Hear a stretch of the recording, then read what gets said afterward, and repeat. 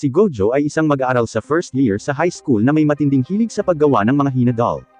Noong bata pa siya, nang makita niya ang gawa ng kanyang lolo, nahulog siya sa mga ito at nangakong gumawa ng pinakamahusay na mga manika. Ngunit ang mapait na katotohanan ay hindi lahat ay pahahalagahan ang iyong trabaho, at hahanap ng mga pagkakamali sa mga bagay anuman ang iyong gawin. Para sa ating Gojo, narinig niya ang kanyang unang batikos nang ibahagi niya ang kanyang hilig sa kanyang mahal na kaibigan. Napanganga ang dalaga, nakikita niya na kakaiba para sa isang batang lalaki na magkaroon ng gayong interes. Pinupunan niya ang kanyang trabaho at iniwan siya. Simula noon hindi na sila nag-usap. Para sa karamihan sa atin, ito ay isang sandali lamang nalilipas. Gayunpaman, para kay Gojo ito ay masakit. Napalunok siya nang marinig iyon mula sa kaibigan. At mula noon, hindi na niya napag-usapan ang tungkol sa kanyang interes sa sinuman at ginustong manatili ng mag-isa sa pagtatrabaho sa kanyang hilig. Matapos mamatay ang magulang ni Gojo sa isang aksidente sa sasakyan, nasa ilalim siya ng pangangalaga ng kanyang lolo. Ang lolo ni Gojo ay nagpapatakbo ng isang tindahan kung saan nagtitinda siya ng mga hina dolls na kanyang nilikha. Ito ay hindi isang napakataas sa kita na trabaho, ngunit mahal niya ito at sapat na ito upang mapakain silang dalawa. Palagi siyang nag-aalala na makita si Gojo na gumagawa ng mga hina doll at pinipilit siyang lumabas kasama ang kanyang mga kaibigan. Si Gojo ay isang mabait at maamong bata. Hindi siya nagsisinungaling, ngunit para makasigurado na hindi nag-aalala ang kanyang lolo, nagsinungaling siya tungkol sa pagkakaroon ng maraming kaibigan. Pero hindi niya magawang makipag-hangout sa kanila dahil abala sila sa kanilang mga aktibidad sa club. Kahit na ito ay isang kasinungalingan, ito ay nagpapababa ng pag-aalala ni lolo. Sa pamamagitan nito, nabuhay si Gojo sa parehong buhay kung saan araw-araw siyang nagtatrabaho sa mga hina dolls. Hanggang sa isang araw, lumipad papunta sa kanya ang isang babaeng may blonde na buhok. Ang kanyang pangalan ay Marin, at siya ang pinakasikat at napakagandang babae sa buong paaralan. Pagkabangon, humingi siya ng tawad sakaling nasaktan si Gojo. Gayunpaman, isang hindi pangkaraniwang mantsa sa braso ni Gojo ang nakakuha ng kanyang pansin. Na-curious siya at nagtanong tungkol dito. Ngunit, mabilis na hinila ni Gojo ang kanyang braso at sinabihan siyang huwag pansinin ito. Isa itong mantsa ng tinta na nakuha ni Gojo kaninang madaling araw habang gumagawa ng mga manika. At dahil sa past experience niya, ayaw niyang makaramdam siya ng kilabot. Pagkaalis ni Marin, tiningnan siya ni Gojo at hinahangaan ang kanyang pagkatao. Si Marin ay sikat hindi lang dahil sa kanyang kagandahan, kundi dahil din sa kanyang pagiging masayahin. Mahilig siyang makipagkaibigan at lantarang pinag-uusapan ang kanyang interes sa anime at manga. Kilala si Marin sa pagtanggi sa mga lalaki dahil lang sa pinagtatawanan nila ang kanyang mga interes. Hindi babae si Marin na basta may in love sa lalaki na gwapo. Higit sa lahat, mas gusto niya ang lalaking nagmamahal sa kanya at nirerespeto ang kanyang interes. Dahil sa lahat ng ito, hinahangaan ni Gojo si Marin. Pagkatapos ng paaralan, hinihiling ng ilang estudyante si Gojo na gawin ang kanilang trabaho dahil kailangan nilang pumunta sa kanilang part-time na trabaho. Hindi tumutol si Gojo at sa halip ay gumagawa siya ng trabaho. Hindi nagtagal ay pumasok si Marin sa silid at nagsimulang maglinis ng silid-aralan. Ngayon ay si Marin at ang ibang estudyante ang dapat na nakaschedule sa paglilinis, ngunit nang makita si Gojo sa halip, sinabi niya na sinasamantala nila ang kanyang kabaitan. Alam ito ni Gojo ngunit hindi niya gustong tanggihan ang kahilingan ng isang tao. Naiinis si Marin. Hindi niya nakikita ang isang tao na gumagawa ng mga bagay na hindi nila gusto. Hinihikayat niya itong tumayo para sa kanyang sarili dahil walang ibang gagawa nito. Isang linggo ang lumipas mula nung huling pakikipag-ugnayan ni Gojo kay Marin ngunit iniisip pa rin niya ang mga salita nito na maging bukas sa gusto mo o hindi. Habang nananahi, biglang nasira ang makina. Ipinadala ito ni Lolo para kumpunihin, ngunit tatagal ito ng ilang araw. Kaya pansamantala, si Gojo pagkatapos ng paaralan ay gumagamit ng sewing machine ng club. Hindi tulad ng sa kanyang tahanan, ito ay mas moderno at dahil sa kinas nito, namangha si Gojo sa mga resulta. Sakto namang pumasok si Marin sa kwarto. Nagsimulang magpanik si Gojo at aksidenteng nalaglag ang manika. Ngunit bago pa ito dumampi sa lupa, mabilis niya itong iniligtas. Siya ay masaya na makita ang manika ay hindi nasira, ngunit siya sa lalong madaling panahon ay natanto kung nasa anong sitwasyon siya. Si Gojo ay nagpanik at sinusubukang ipaliwanag na ito ay hindi kung ano ang iniisip niya.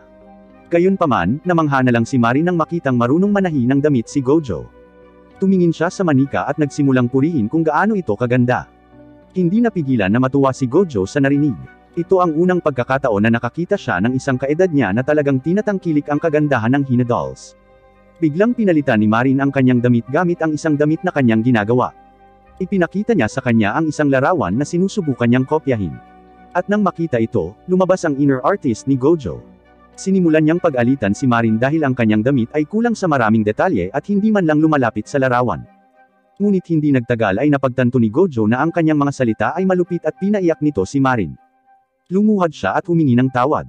Gayunpaman, humanga si Marin dito at hindi galit sa kanya. Ipinaliwanag ni Marin na talagang interesado siya sa anime at manga. Dahil sa kanila, gusto niyang maging cosplayer. Ngunit dahil wala siyang kakayahang manahi, hiniling niya kay Gojo na tulungan siya sa pagtupad ng kanyang pangarap na maging tao na hinahangaan niya. Sa buong buhay ni Gojo, walang pumupuri sa kanyang gawa. At dahil dito, nakaramdam siya ng utang na loob at nangangako na gagawin niya ang kanyang makakaya. Tuwang-tuwa si Marin at nagsimulang sumayaw sa kasiyahan. Upang matulungan si Gojo sa paggawa ng mga kasuotan, iniabot ni Marin ang isang guidebook. Dahil malapit na ang katapusan ng linggo, ipinangako ni Gojo na sisimulan ang trabaho pagkatapos nito. Mukhang medyo masama ang loob ni Marin pero pumayag. Sa susunod na araw ay Sabado na. May nag-doorbell at pumunta si Gojo para tingnan sa pag-aakalang ito ay isang customer para sa kanilang tindahan. Gayunpaman, si Marin ang dumating para sa costume. Hindi na siya makapaghintay hanggang Lunes, kaya hinanap niya ang address ng tindahan ni Gojo at dumating. Walang pag-aalinlangan, pumasok si Marin sa bahay at pumunta sa kwarto ni Gojo. Habang siya ay tumitingin sa paligid, si Gojo ay nabigla nang makita ang isang babae na pumunta sa kanyang bahay. At lalo siyang natakot nang haburin ni Marin ang kanyang damit para kunin ni Gojo ang kanyang mga sukat. Kahit papaano, iniipon ni Gojo ang kanyang lakas ng loob at nagsimulang kumuha ng mga sukat. Isa-isa niyang isinusulat ang mga iyon sa kanyang kwaderno. Ngunit, pagdating sa pagsukat ng mga sukat ng melon ni Marin, si Gojo ay nagsimulang magpanik at hiniling sa kanya na gawin ito ng mag-isa.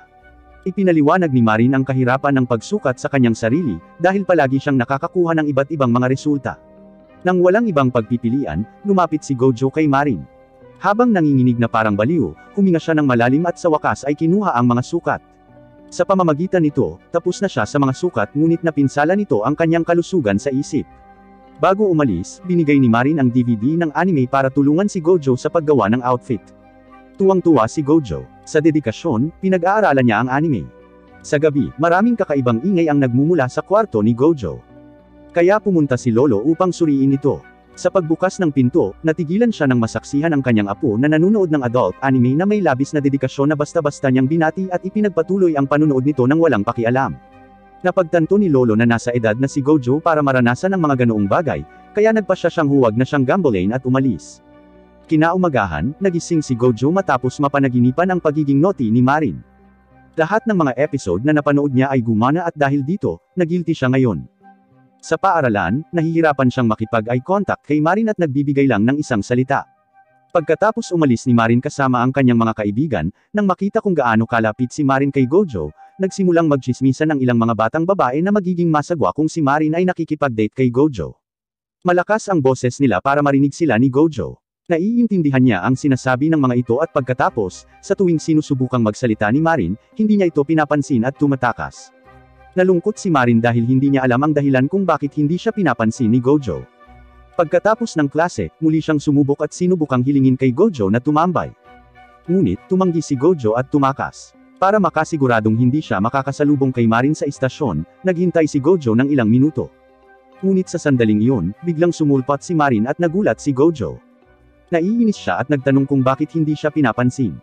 Sa wakas ay isiniwalat ni Gojo na narinig niya ang mga taong nag-uusap tungkol sa kanilang paglabas at naniniwala siyang makakaapekto ito sa kasikatan ni Marin sa iba pang mga estudyante. Si Marin nang walang pag-aalinlangan ay nagmumungkahi kay Gojo na dapat silang magsimulang mag-date ngayon. Nagsimulang magpanik si Gojo, ngunit tiniyak ni Marin na binibiro lang siya nito. Sinabi niya sa kanya na huwag masyadong isipin ang opinyon ng iba at gawin na lang ang gusto mo. Hinawakan niya ang kamay ni Gojo at dinala siya sa pamimili. Pagdating sa tindahan, ipinakita ni Gojo ang mga bagay na kailangang bilhin para makumpleto ang outfit. Namangha si Marin nang makita kung gaano karaming trabaho ang ginawa ni Gojo sa loob lamang ng 2 araw. Nang walang anumang pagkaantala, sinimulan nila ang kanilang pamimili. Pagkatapos nito, kumain sila ng isang mangkok ng ramen sa isang malapit na tindahan. Habang papaalis sila, pinag-uusapan nila ang isang partikular na eksena mula sa anime. Ang eksena ay nagsasangkot ng isang mature na bahagi at pinag-uusapan nila ito tungkol dito, na ang mga manggagawa sa opisina na nakatayo sa linya ay hindi makapagsalita upang masaksihan kung gaano kabilis ang paglaki ng mga high school. Sa kanilang pag-uwi, ipinakita ni Marin kay Gojo ang ilan sa mga cosplayer na talagang hinahangaan niya. Gayunpaman, napansin niyang hindi sila pinupuri ni Gojo. Humihingi ng tawad si Gojo sa pagkakaroon niya ng katangahang opinyon, ngunit para sa kanya, malaki ang ibig sabihin ng pagpuri sa kagandahan ng isang tao. Matapos makita ang trabaho ng kanyang lolo, labis siyang naantig sa kagandahan na mula noon ay hindi na niya basta-basta kayang purihin ang kagandahan ng isang tao. Sa kabilang banda, walang pakialam si Marin dito. Sa katunayan, iginagalang niya ang kanyang opinyon. Bago umalis, sinabi ni Marin kay Gojo ang tungkol sa cosplay event na gaganapin sa loob ng halos 2 linggo kung saan isusuot niya ang costume. Nang marinig ito, nagsimulang magpanik si Gojo. Gumagawa si Gojo ng mga costume para sa mga Hina doll, ngunit para sa isang aktwal na tao ay hindi siya siguradong kumpletuhin ito bago magsimula ang cosplay event. At sa pag-iisip tungkol sa malungkot na mukha ni Marin ay lalo siyang nag-aalala. Umuwi si Gojo. Humingi siya ng paumanhin sa kanyang lolo dahil hindi niya sinabi sa kanya kanina na mamili siya kasama ang kanyang mga kaibigan. Natutuwa si lolo na marinig na minsan ay may ginagawa ang kanyang apo maliban sa paggawa ng Hina dolls. Biglang nahulog ang shopping bag at lumabas ang isang packet ng leg stockings. Gulat na gulat ang lolo at tuluyang nahulog. Sobra-sobra na ang sakit na natamo niya, kaya kailangan niyang maospital. Dumating ang pinsan ni Gojo na nag-aalala. Nang malaman niya ang sitwasyon, hiniling niya kay lolo na magpahinga sa kanyang bahay ng ilang araw. Ayaw magdulot ng anumang pasanin ni lolo, gayunpaman, kailangan niya ng ilang araw na pahinga para gumaling, kaya pumayag siya. Sa paaralan, sinabi ni Gojo kay Marin ang tungkol sa pangyayari. Nakita ni Marin kung gaano kahalaga ang kalusugan ni lolo kay Gojo kaya inaliw niya ito. Ibinigay niya ang kanyang numero ng telepono kung sakaling may maitutulong siya. Ipinagpalit ni Gojo ang mga numero at tumungo sa klase. Sa kanyang paglalakbay, nakakita siya ng paunawa tungkol sa kanilang mga midterm na pagsusulit simula sa susunod na linggo. Nagsisimula ng kabahan si Gojo dahil, bukod sa paggawa ng costume, kailangan niyang mag-aral para sa mga pagsusulit, bumisita sa kanyang lolo at magpatakbo din ng tindahan. Sa pag-iisip pa lamang ng lahat ng ito, si Gojo ay pagod na sa pag-iisip. Ngunit ang mga bagay ay kailangang gawin. Kaya hanggang sa susunod na linggo, ginagawa niya ang lahat ng gawain ng mag-isa ng may dedikasyon. Sa wakas natapos din ang mga pagsusulit. Sinubukan ni Marin na kausapin si Gojo. Gayunpaman, umalis siya nang hindi pinapansin. Sinalubong siya ni Marin sa bahay, ngunit hindi niya ito mahanap. Naniniwala si Marin na pagkatapos ng mga pagsusulit, sa wakas ay may oras na si Gojo upang makapagpahinga, kaya tiyak na nakikipagkita siya sa kanyang lolo. Nag-aalala siya para kay Gojo at umaasa siyang pinangangalagaan nito ang kanyang kalusugan. Pero sa totoo lang, nasa bahay niya si Gojo, nakahiga na pagod at nasusuka dahil sa stress ng lahat ng trabaho. Ilang araw na siyang walang tulog at dahil dito, hindi man lang siya nabigyan ng pagkakataong mag-ayos ng bahay. At higit sa lahat ng ito, ang kasuotan ay malayo sa kumpleto. Nakakaawa ang pakiramdam ni Gojo dahil hindi niya magawang tuparin ang mga kahilingan ng isang taong nagpapahalaga sa kanyang trabaho. Sa pag-iisip tungkol sa ngiti ni Marin, tumayo si Gojo at ipinagpatuloy ang trabaho. Bago ang araw ng cosplay event, sa wakas ay nakumpleto na ni Gojo ang costume at natutuwa siyang makitang makakadalo si Marin sa event ngayon. Si Marin ay labis na humanga, ngunit sinabi niya kay Gojo na marami pang mga event na tulad nito. Kahit na matagalan pa siya, malugod na maghihintay si Marin. Humihingi siya ng paumanhin dahil hindi niya ito sinabi sa kanya. Gayunpaman, si Gojo ay may biglaang pagdaloy ng kaginhawaan. Natutuwa siyang malaman na may oras pa at makarating sana si Marin sa event.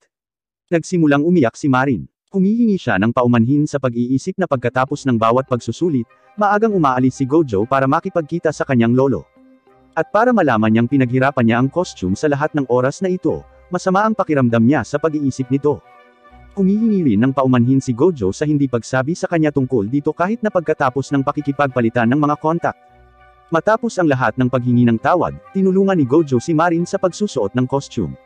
Upang pumili ng pilikmata, ipinakita ni Gojo ang mga larawan ng mga manika na ginawa ng kanyang lolo. Gayunpaman, habang ipinapakita ito, si Gojo ay labis na natulala sa kagandahan kaya't nagsimula siyang magsalita tungkol sa kanyang pangarap na maging isang doll maker tulad ng kanyang lolo. Ngunit sa lalong madaling panahon na pagtanto niya na siya ay lumabas sa topic at humingi ng paumanhin para dito. Hindi ito nakakaabala kay Marin. Ipinahayag niya ang kanyang buong pagtitiwala sa kakayahan ni Gojo na matupad ang kanyang pangarap balang araw. Nakangiti si Gojo upang ipakita ang kanyang pagpapahalaga sa mabubuting salita. Sa sandaling ito, biglang nakaramdam si Marin ng kakaibang pakiramdam na hindi pa niya nararanasan. Bago ito, hindi pa na-attract si Marin kay Gojo, gayunpaman, ito na ang turning point. Sa lahat ng ginagawa, si Marin ay nagsusuot ng costume at siya ay napakaganda.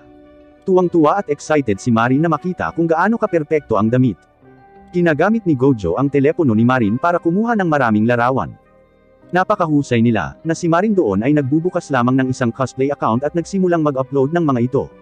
Excited si Marin at nagpa siya na dumalo sa cosplay event bukas. Kinabukasan, dumating silang dalawa sa event. Tuwang-tuwa si Marin na makakita ng maraming cosplayer. Gayunpaman, nakakaramdam ng kaba si Gojo dahil lahat ay nakatingin sa kanila.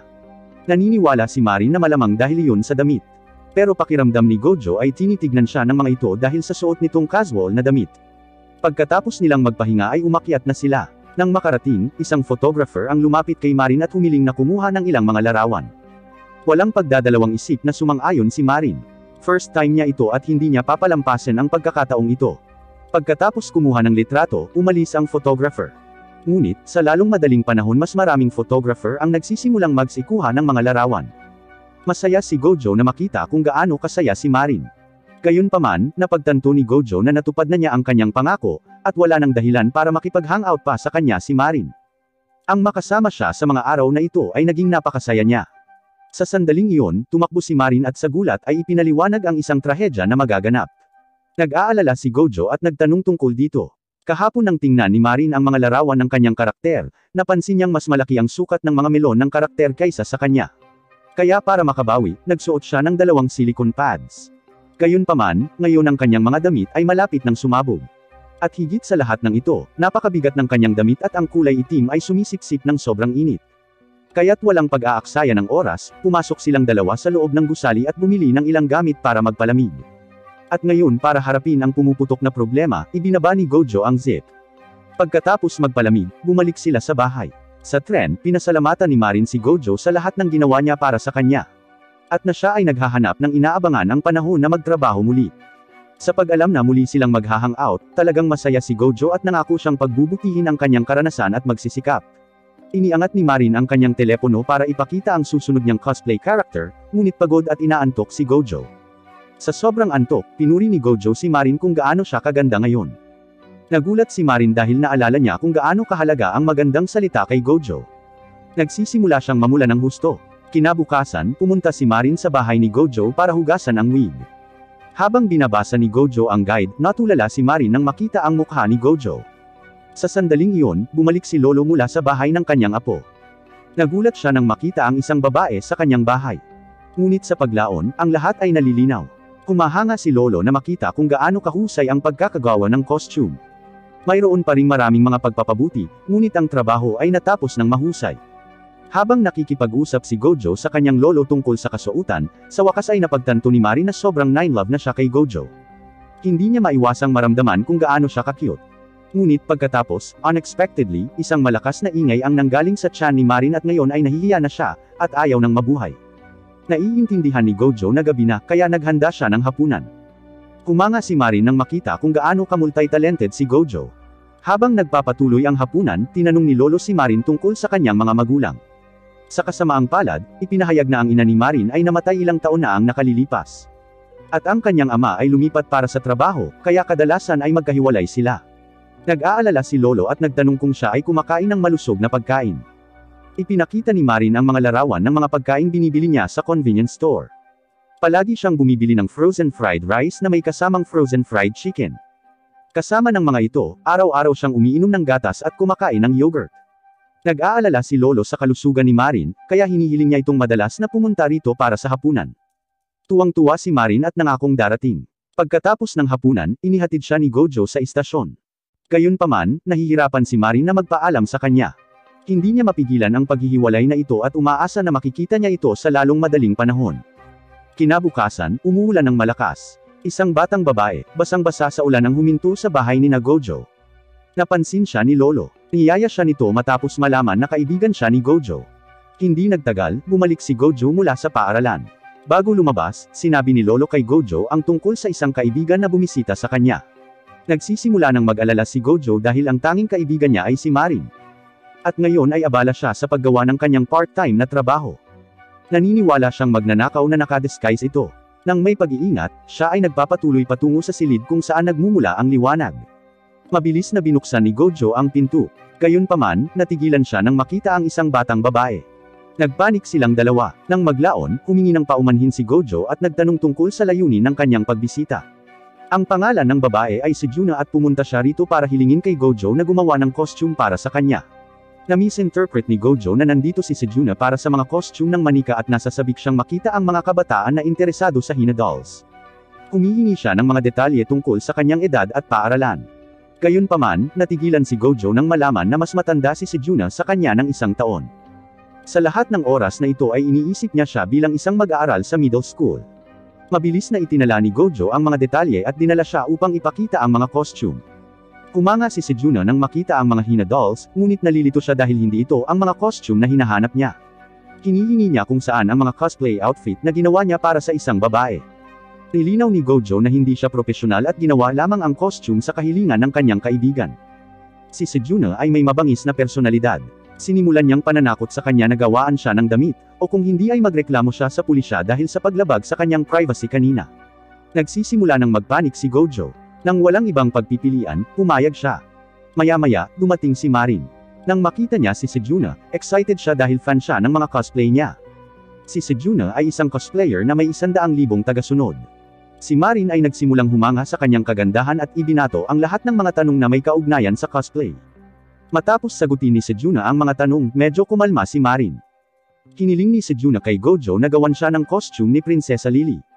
Ang outfit ng character na ito ay hindi available kahit saan, at ang paggawa ng mga ito ay isang tunay na abala. Kaya naman, matapos makita ang litrato ni Marin sa costume, humingi na lang siya ng tulong kay Gojo. Ipinagpapalit ni Sejuna ang impormasyon sa pakikipag-ugnayan upang ibahagi ang kanyang mga sukat at iba pang detalye tungkol sa damit. At para lang makasigurado na walang hindi pagkakaunawaan, nilinaw ni Sejuna kay Marin na gusto lang niyang makausap si Gojo tungkol sa outfit, at hindi dahil gusto niyang ligawan ang kanyang boyfriend. Si Gojo ay nagsimulang matakot at nilinaw na walang ganoong bagay na nangyayari sa pagitan nila. Sa isang panig kung saan si Gojo ay nasa gulat at sinusubukang i-clear ang hindi pagkakaunawaan, sa kabilang banda, si Marin ay napakasaya. Sa lahat ng bagay na itinakda, nagpasya din si Marin na mag-cosplay kasama si Sejuna, sa pangakong ibahagi ang halaga ng mga materyales at anumang iba pang gastos. Si Sejuna ay isang profesional na cosplayer na karaniwang umuupo ng studio para kumuha ng litrato. Dahil mahal ang studios ay pinayagan niya si Marin na sumama sa kanya sa cosplay. Kinabukasan, pumunta si Gojo sa bahay ni Marin para kunin ang mga DVD ng anime. Binuksan ni Marin ang pinto, at pumasok si Gojo. Nababaliw na siya. Ito ang unang pagkakataon, nakapunta si Gojo sa bahay ng isang kaibigan. At higit sa lahat, ito ay kay Marin, kinakabahan na siya. Isa lang ang layunin niya. Kunin ang mga DVD at agad na lumabas ng bahay. Gayunpaman, nabigo ang kanyang plano habang iniimbitahan siya ni Marin na manood ng anime ng magkasama. Sa couch, sabay silang umupo at nagsimulang manood. Sa panahon nito, namumula si Marin ng mapagtanto na ito ay halos tulad ng isang home date. The fact na sila lang ang nasa bahay, si Marin ay kinakabahan at nasasabik na rin. Gusto niyang magtagal ang sandaling ito. Gayunpaman, ang sandali ay hindi tumagal, dahil ang kanyang tiyan ay gumagawa ng ingay. Gabi na, at naiintindihan ni Gojo na gutom na si Marin. Siya ang nagkukusa sa paghahanda ng hapunan. Ngunit, nagpasya si Marin na gawin ito sa halip. Namumula siya dahil halos parang mag-asawa na sila. Sa pananabik, pumunta siya sa kusina na may balak na gumawa ng isang bagay na malikhain. Ngunit sa huli, naghahanda siya ng omelette rice. Galit si Marin dahil hindi ito lumabas gaya ng inaasahan. Kumakagat si Gojo at namangha nang makita kung gaano ito kasarap. Tuwang-tuwa si Marin at nangangako na gagawa siya ng mas mahusay sa susunod. Kinabukasan, natapos na ni Gojo ang anime at sinimulan na niyang gawin ang costume. Nakatanggap siya ng mensahe mula kay Sejuna tungkol sa isang pagkikita-kita tungkol sa pagbisita sa studio. Kinabukasan, nakipagkita sina Gojo at Marin kay Sejuna. Doon ay ipinakilala sila sa nakababatang kapatid ni Sejuna, si Shinju. Tulad ng marami sa inyo, nabigla rin sina Gojo at Marin nang malaman ito. Nakikita ni Gojo ang halatang pagkakaiba ngunit walang ganang magsalita. Gayunpaman, diretsyong nagtanong si Marin tungkol sa kanyang laki. Gulat na gulat si Gojo nang marinig kay Marin ang hindi nararapat na tanong. Pero, ang ibig sabihin ni Marin ay ang tangkad ni Shinju. Dahil kahit nasa middle school, mas matangkad si Shinju kaysa kay Marin. May mahalagang papel si Shinju sa pagtiyak na ang kanyang kapatid ay ang pinakamahusay na cosplayer. Siya ang namamahala sa pagkuha ng mga larawan at pag-upload ng mga ito sa social media. Gamit ang DSLR camera ng kanyang ama, ang mga imahe ay lumalabas ng napakahusay. At iyon ang dahilan kung bakit pinilit ni Shinju si Marin na bumili din ng isa para sa kanyang mga cosplay. Excited si Marin. Gayunpaman, ang mga presyo ay astronomically na mataas. Gusto niya ito ng gusto at handa siyang magtrabaho ng gusto sa kanyang part-time na trabaho. Si Marin, mula sa curiosity, nagtanong kung nagko-cosplay din si Shinju.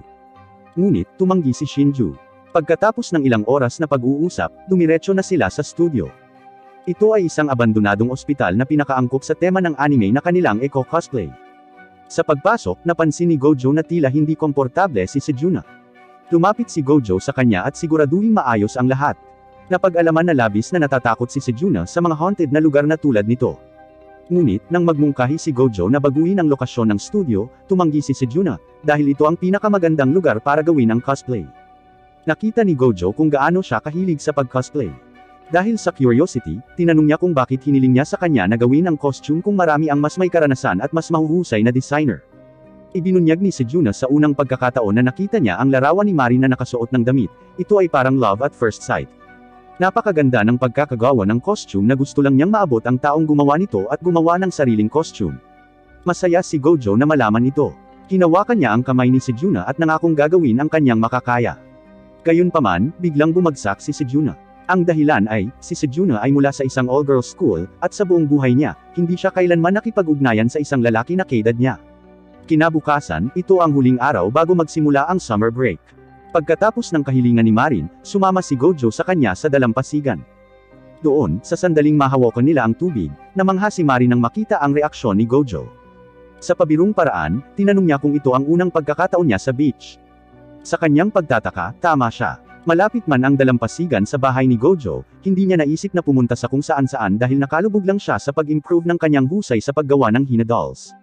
Hindi nakatiis si Marin at nauwi sa pagtatanong kung gusto niyang bumiyahe sa mga lugar kasama niya ngayong summer, tayong dalawa lang. Masaya si Gojo at ipinahayag na gusto niya. Sa kabilang banda, si Marin ay nababaliw. Pinapagalitan niya ang sarili dahil sa pagsasabi ng tayong dalawa lang. 2 linggo na ang nakalipas mula nang magsimula ang summer break. At tapos na si Gojo sa mga kasuotan. Parehong maganda sina Marin at Sejuna. Namangha si Marin kaya nahihirapan siyang kilalanin na siya ito. Pagkatapos, lumabas sila sa abandonadong ospital. Sa ospital, hinihintay ni Marin at Sejuna sina Shinju at Gojo. Hindi nila alam ang dahilan kung bakit sila nagtatagal. Makalipas ang ilang minutong paghihintay, dumating na rin ang dalawa. Ngunit nang makita sila, nabigla sina Marin at Sejuna. Bumalik tayo sa ilang linggo na ang nakalipas, noong araw na binisita ng lahat ang abandonadong ospital. Pagkatapos nilang gawin, gusto ni Shinju na tingnan ang ilang tindahan sa rehiyong ito, kaya pinilit niyang umuwi si Sejuna nang wala siya. Pagkaalis ni Sejuna, lumapit si Gojo kay Shinju at muling nagtanong tungkol sa kanyang interes sa cosplay. Kanina kasi sa restaurant, kabaligtaran ang ekspresyon ng kanyang sinabi.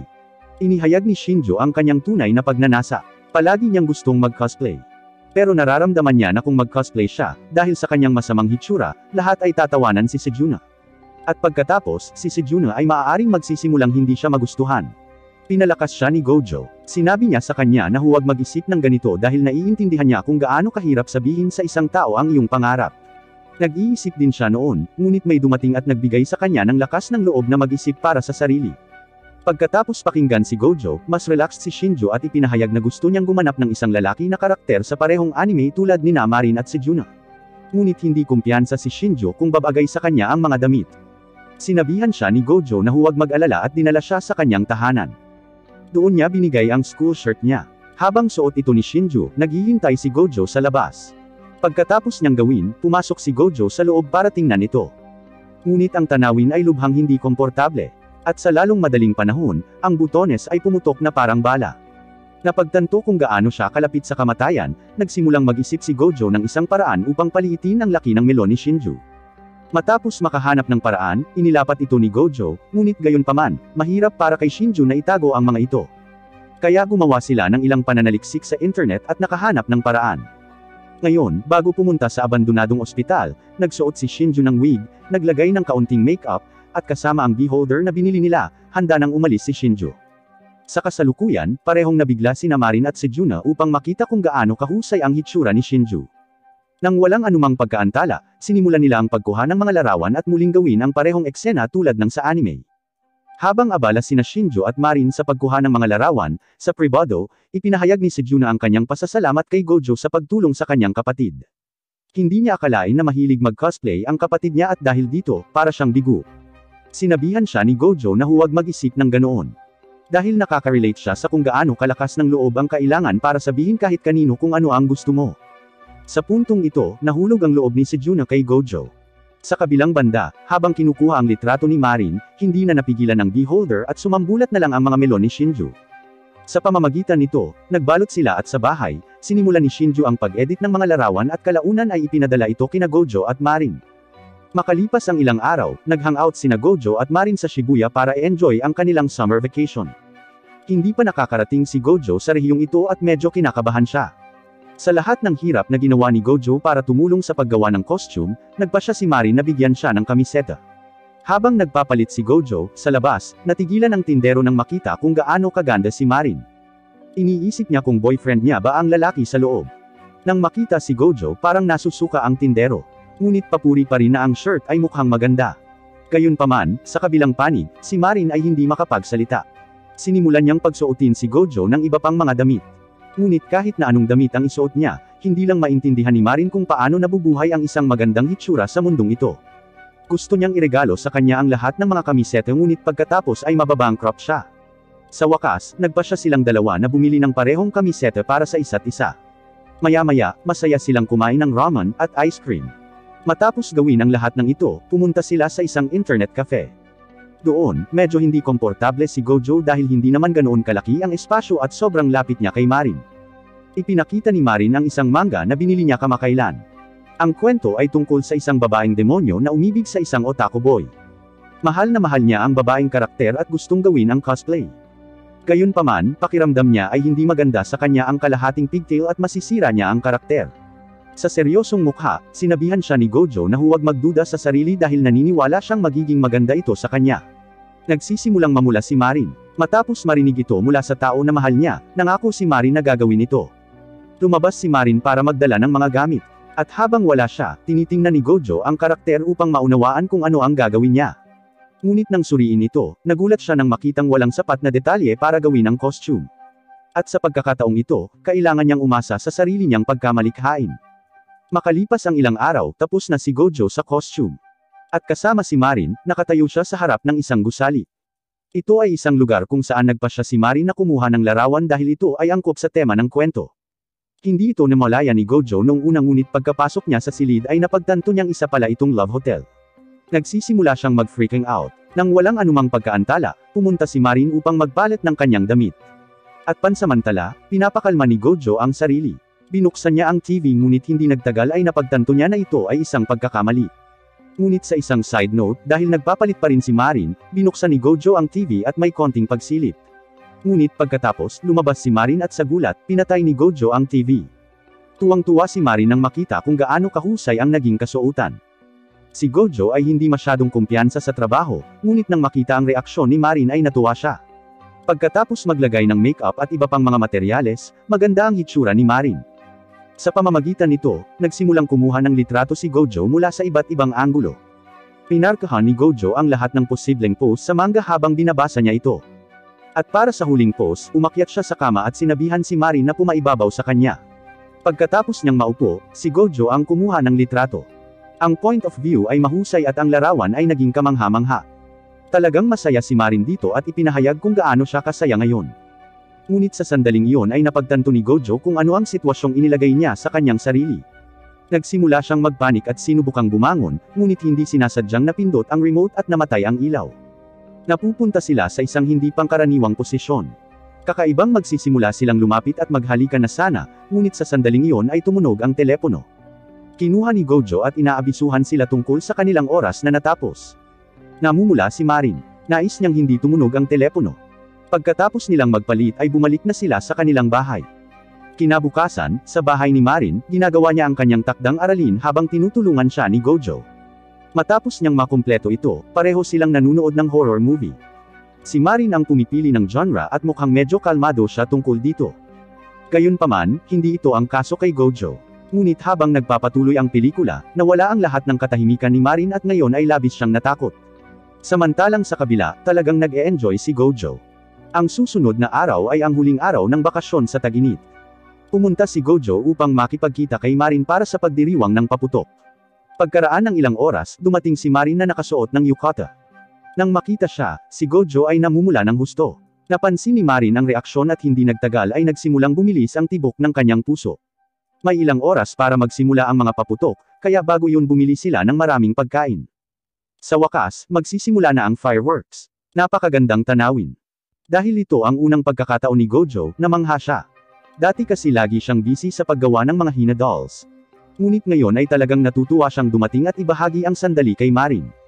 Matapos ang lahat ng kanilang paglalakad ay sumasakit na ang mga paa ni Marin.